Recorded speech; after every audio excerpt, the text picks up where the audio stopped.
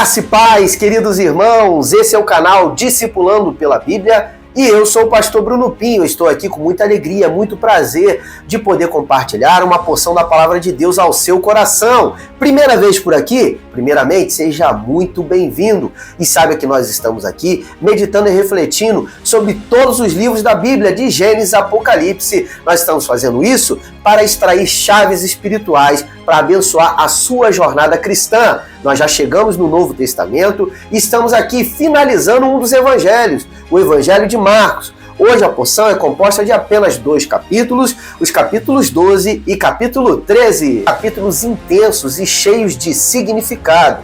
Neles, Jesus enfrenta uma das discussões antes da cruz e revela que a verdadeira fé ela é marcada pelo amor, pela fidelidade e pela vigilância. Então prepare o seu coração, porque estamos começando mais um episódio de Discipulando pela Bíblia. E o capítulo 12, ele começa com uma parábola impactante, a parábola dos lavradores maus.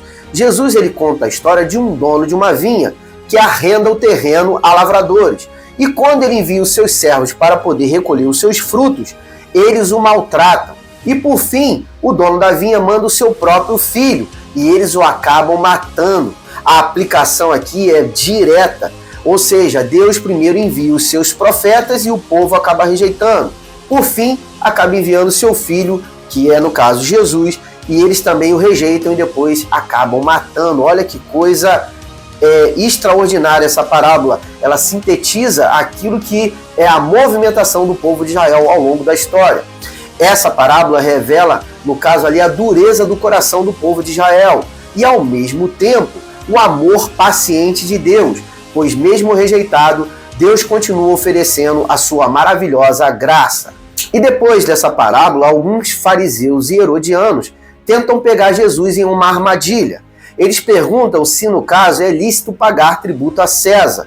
Jesus pede uma moeda e pergunta: de quem é esta imagem e inscrição? E eles responderam: é de César. Então Jesus ele diz: dai a César o que é de César e a Deus o que é de Deus. Uma resposta extraordinária, cheia de sabedoria celestial. Por quê? Porque se ele responde que não é lícito pagar, eles entregam Jesus aos, vamos dizer assim, aos soldados romanos para ser preso, porque está incitando ali o povo contra Roma. Mas se ele chega e começa a exaltar para dizer que sim, tem que pagar todos os impostos a Roma, o povo começa a se tornar contrário aos ensinamentos de Jesus. Então Jesus aqui sai de uma forma extraordinária.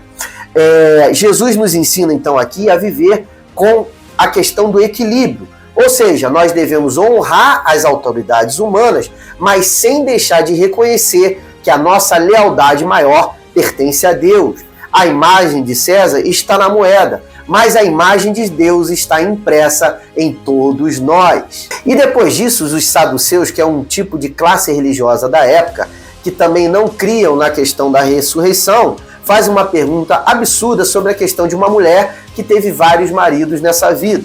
E Jesus responde com firmeza e graça: vocês erram porque não conhecem as Escrituras e nem o poder de Deus.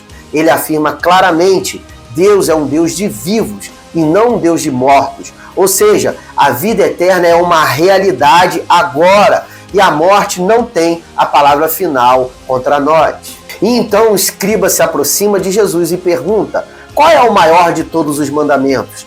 Jesus então responde: amarás o Senhor teu Deus de todo o seu coração, de toda a sua alma, de todo o teu entendimento e com todas as suas forças, e acrescenta: e amarás o teu próximo como a ti mesmo. Aqui, Jesus ele nos apresenta o centro da fé cristã: amar a Deus profundamente e amar as pessoas de forma genuína. Toda a lei e os profetas se resumem a esses 2 mandamentos específicos. O escriba então reconhece a verdade dessas palavras e Jesus lhe diz em seguida: tu não estás longe do reino dos céus. A proximidade com o reino começa então quando nós entendemos a linguagem do amor. E esse capítulo ele se encerra com uma das cenas mais comoventes do Evangelho. Enquanto Jesus observa ali o povo ofertando no templo, ele vê uma viúva pobre colocando 2 pequenas moedas dentro do gasofilácio. E então diz aos discípulos: essa viúva, ela deu mais do que todos os outros, porque eles deram daquilo que lhes sobrava, mas ela deu tudo que possuía para viver. No reino de Deus, então, o valor da oferta não está ligado à questão da quantia, mas sim ao coração de quem a oferece. Deus vê o sacrifício que está no oculto, o amor silencioso e o gesto sincero. E chegamos no capítulo 13, é um dos capítulos mais profundos e proféticos dos evangelhos. Jesus ali, ele começa a falar sobre a questão dos tempos do fim. É um capítulo muito parecido com aquilo que está registrado em Mateus capítulo 24. Tudo começa quando os discípulos, admirados pela questão do templo, dizem: mestre, que pedras e que construções magníficas. E Jesus responde ali com surpresa, para a surpresa, dos discípulos: não ficará pedra sobre pedra que não seja derrubada. Na verdade, Jesus ali já está antecipando uma profecia que acabou acontecendo 40 anos depois, quando o Império Romano destrói completamente o templo. Jesus ali ele acaba alertando sobre a questão de guerras, terremotos, fomes e perseguições, mas Jesus ele afirma: isso ainda não é o fim. Esse, na verdade, é o princípio, é o início das dores, como a questão das contrações antes do nascimento de uma criança. O foco de Jesus aqui não é a questão de gerar medo no coração de quem está ouvindo, mas sim de chamar a vigilância e a questão da perseverança. Ele diz: quem perseverar até o fim, esse sim será salvo. E finalizando essa questão dos tempos do fim, Jesus ele também consola os discípulos dizendo: quando vos conduzirem às autoridades, não vos preocupais com aquilo que haveis de dizer. Por quê? Porque o Espírito Santo vos ensinará a tudo que você deve dizer na hora. Isso é uma palavra maravilhosa para que nós possamos andar debaixo de confiança. Ou seja, aqueles que têm o Espírito Santo depositado dentro de si, terá sempre sabedoria na hora certa. Mesmo nos tempos das aflições, Deus não nos deixará sozinhos. O Espírito é o nosso consolo e força em meio a todas as pressões desse mundo. E os capítulos 12 e 13, Jesus nos mostra dois grandes pilares da vida cristã. O primeiro é a questão do amor e o segundo a vigilância. Falando um pouco mais sobre a questão do amor. Amor porque o reino se resume em amar a Deus e amar ao seu próximo. A viúva pobre, o escriba sincero, o coração rendido, todos eles mostram que o amor é o verdadeiro culto a Deus. E o segundo ponto é a questão da vigilância. Por quê?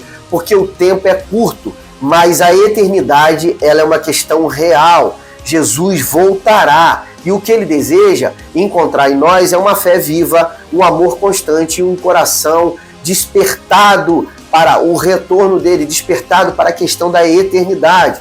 Então, que esse texto possa despertar em todos nós uma oração simples, mas muito profunda. Senhor, ensina-me a amar como tu amas e a vigiar a quem espera o teu retorno. E se esse vídeo edificou o seu coração, deixa aqui o seu like, se inscreva aqui nesse canal e compartilhe essa mensagem com alguém que você saiba que precisa de uma palavra de esperança. E também não deixe de comentar o que mais te saltou os olhos, o que mais te impactou na leitura de hoje. Combinado?